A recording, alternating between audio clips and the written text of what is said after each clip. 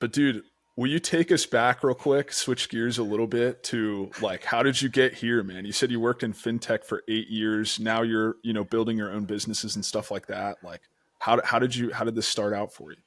Yeah, so going all the way back in 2019, I was still at the first company I went to after school.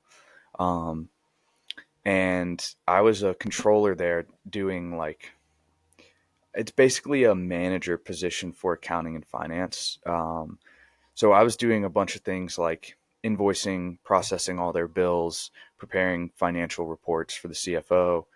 Um, and the CEO wanted to change the pricing model of the business. But in order to do that, the how much data we'd have to process to send invoicing, it would take like hundreds of hours a month. And it was just me on the team.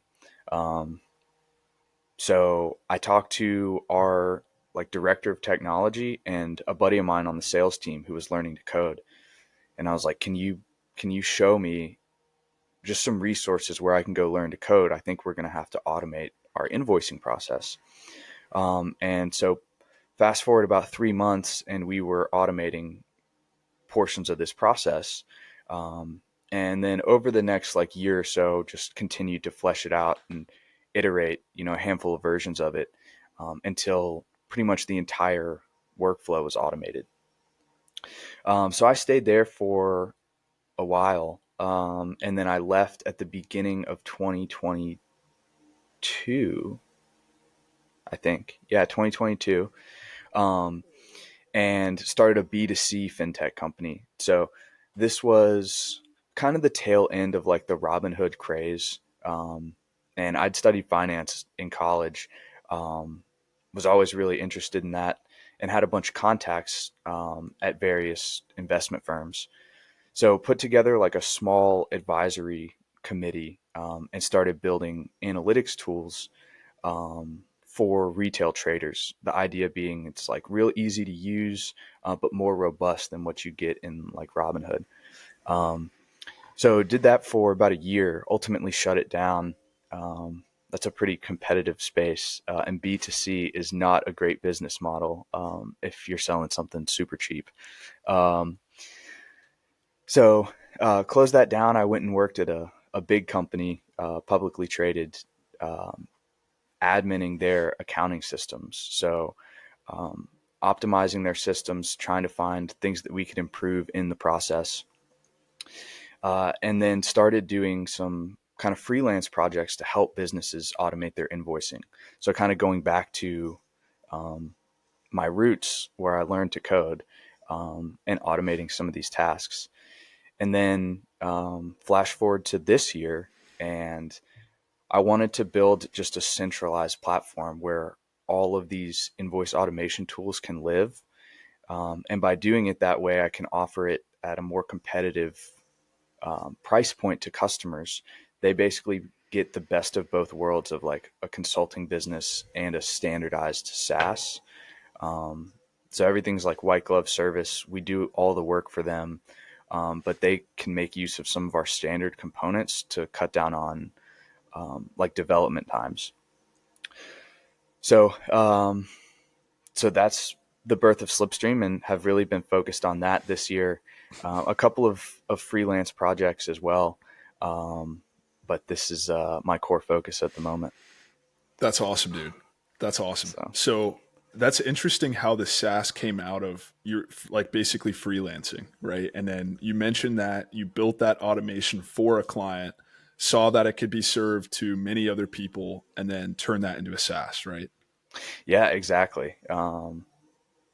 What the consulting side is great because people will tell you what problems they have. So if you can find a way to solve those problems, not just for them, but also at a wider scale, um, you're getting introduced to validated ideas already. It's like they aren't the only person that has this problem.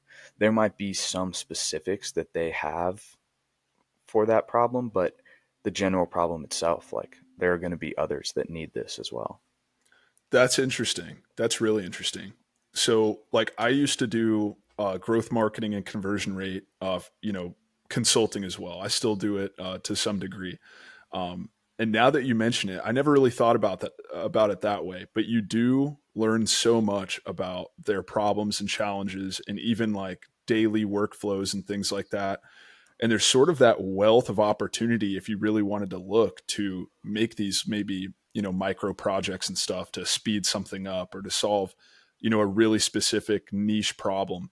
Um, Never thought about it that way, but there's so many people that are freelancing right now that want to, maybe build something a little bit bigger and something beyond the scope of just their own work.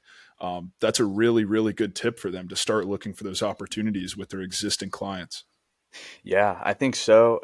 And I think like if you have a general area of expertise, so like yours is marketing, mine is more on like the operation side. Like if you go door to door, you know, to every business in your area, even if you can just sit down with five of them, and have a conversation, you'll start to see trends emerge across some of these businesses. Like we have pain points in this area of our marketing. We have these pain points in our areas of sales. Um, so it's like anyone can do it on a local level. Just start to find people that have issues that you can help solve, and then eventually you'll start to see, okay, I could build this and market it to others. Um, and that's a good way to do it, like real cheap. So like we ran paid ads for Slipstream, but I just set aside a small budget from freelancing, kind of knowing that we may or may not get this money back. If it's a bad idea, then it is what it is. If you don't want to do that, though, if you don't want to potentially burn the money, um, start local.